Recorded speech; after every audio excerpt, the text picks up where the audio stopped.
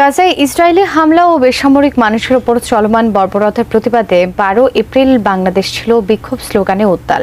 আর এই কর্মসূচিতে ইসরায়েলি প্রধানমন্ত্রী নেতানিয়াহু এবং যুক্তরাষ্ট্রের প্রেসিডেন্ট ডোনাল্ড ট্রাম্পের ছবি পেটানোর দৃশ্য নিয়ে প্রতিবেদন প্রকাশ করেছে ইসরায়েলি সংবাদ মাধ্যম। কর্মসূচিটির ফলে কূটনৈতিক সম্পর্কে ফাটল ধরালো না তো বাংলাদেশ। বিস্তারিত থাকছে লিমা সায়ন্তীর ডেস্ক রিপোর্টে।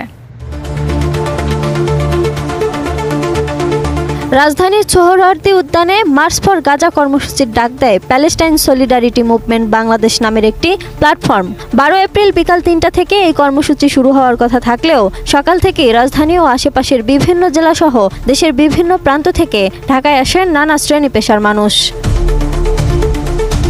সকালে রাজধানী ঢাকা রূপ নেয় মিছিলের নগরীতে। মিছিলে অংশ নেওয়া অধিকাংশের হাতে ফিলিস্তিনের পতাকা ও বিভিন্ন স্লোগান সম্বলিত প্ল্যাকার্ড দেখা যায়। দুপুর হওয়ার আগেই সোহরাওয়ার্দী উদ্যানে জনতার ঢল নামে। লোকারণ্য হয়ে যায় সোহরাওয়ার্দী উদ্যানের আশেপাশের এলাকাগুলো। মাঠের আশেপাশে জায়গা না পেয়ে প্রতিবাদী মানুষ অবস্থান নেন রমনা পার্কেও। ফিলিস্তিনিদের নির্বিচারে হত্যা ও সার্বভৌমত্বের দাবিতে 12 এপ্রিলের এই কর্মসূচিতে বিএনপি, জামায়াত, এনসিপি সহ বিভিন্ন রাজনৈতিক দলের নেতাকর্মী, শিল্পী, সাহিত্যিক, কবি ও সোশ্যাল মিডিয়ার জনপ্রিয় ব্যক্তিত্বরা অংশ নেন। নিমেষেই রাজধানী ঢাকা রূপ নেয় ফিলিস্তিনের প্রতিচ্ছবিতে। দলমত নির্বিশেষে সবাই এক কাতারে দাঁড়িয়ে ফিলিস্তিনের পক্ষে ও ইসরায়েলি আগ্রাসনের বিরুদ্ধে গর্জে ওঠেন।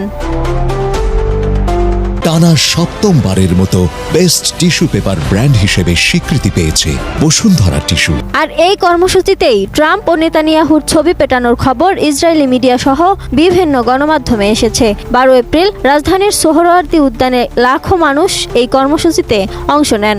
সমাবেশে সারা দেশ থেকে আগত লক্ষাধিক জনতা সোহরাওয়ার্দী উদ্যানে বাংলাদেশের জাতীয় পতাকার পাশাপাশি ফিলিস্তিনের পতাকা নিয়ে অংশ নেন। কর্মসূচিতে অংশ নেওয়া অনেকে মার্কিন প্রেসিডেন্ট ডোনাল্ড ট্রাম্প, ইসরায়েলের প্রধানমন্ত্রী বেনিয়ামিন নেতানিয়াহু ও ভারতের প্রধানমন্ত্রী নরেন্দ্র মোদির বিরুদ্ধে ইসরায়েলকে সমর্থনের অভিযোগে রক্তমাখা কুশপুতুল নিয়ে হাজির হয়েছিলেন।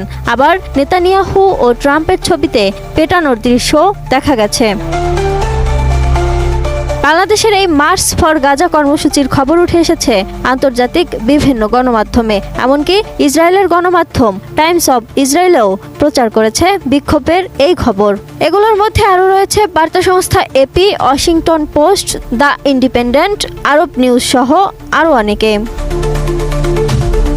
তবে টাইমস অব ইসরায়েল তাদেরকে ঘিরে এই খবরের শিরোনামে লিখেছে, বাংলাদেশে প্রায় 1 লাখ মানুষ গাজা যুদ্ধের বিরুদ্ধে প্রতিবাদ করেছে এবং পিটিয়েছে নেতানিয়াহু ও তার মিত্রদের ছবি। ওই প্রতিবেদনে আরও লেখা হয়েছে, গাজায় ইসরায়েলের হামলার নিন্দা জানাতে বাংলাদেশের রাজধানীতে হাজার হাজার বিক্ষোভকারী র্যালি করেছে, আর তাদের সঙ্গে ছিল কয়েকশো ফিলিস্তিনি পতাকা। ইসরায়েলের মিডিয়া বিষয়টি রসাত্মকভাবেই নিয়েছেন, আবার কিছু জায়গায় রাজনৈতিক সম্পর্কের অবনতি হিসেবেও দেখা হচ্ছে। ট্রাম্প নেতানিয়াহুর বছরের পর বছর গভীর মিত্রতা ছিল, বিশেষ করে ইরান বিরোধী অবস্থানে, জেরুজালেম ইস্যু সহ ওবামা বিরোধিতায়ও। তাই বাংলাদেশের এমন কর্মসূচিকে আন্তর্জাতিক রাজনৈতিক সম্পর্কে বড় চির হিসেবেই দেখছে বিশ্লেষকরা। Lima Sayanti, desk report, ATN news.